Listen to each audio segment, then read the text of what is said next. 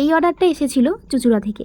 আমি রাত 11:16 তখন স্পঞ্জটা বানিয়ে রেখেছিলাম। আসলে রাত তখন প্রায় 9:30 বাজে আমাকে ফোন করে বলল এরকম কেক লাগবে আমার পরের দিন সকালে লাগবে, সকালে না বিকেলে বলেছিল, যেহেতু চুঁচুড়া থেকে অর্ডারটা এসেছিলো তো আমি ওই দুপুরের দিকে ডেলিভারি করেছিলাম, বিকেলে আমার যাওয়া সম্ভব ছিল না ওই জন্য আর কি।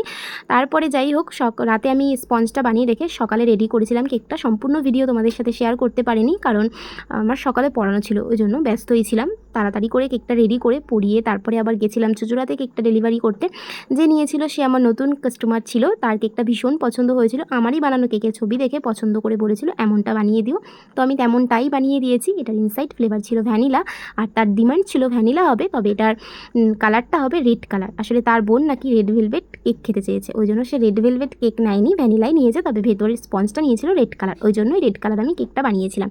আমাকে যেমনটা বলেছিল তেমনটাই বানিয়ে দিয়েছিলাম, তার ভীষণ পছন্দ হয়েছিল আর খেতেও নাকি খুব সুন্দর হয়েছিল। তো কেকটা তোমাদের কেমন লাগলো জানিও। আমি কিন্তু এরকম কেক এর আগেও বানিয়েছি।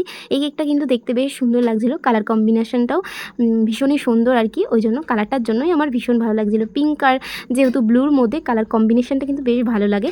তো যাই হোক, তোমাদের কেকটা কেমন লাগলো জানিও, আমার কিন্তু বেশ ভালোই লেগেছে। তো চলো টাটা, আবার দেখা হচ্ছে নেক্সট ভিডিও নিয়ে। ততক্ষণ খুব ভালো থেকো, সুস্থ থেকো, আর কেকটা কেমন লাগলো জানিও।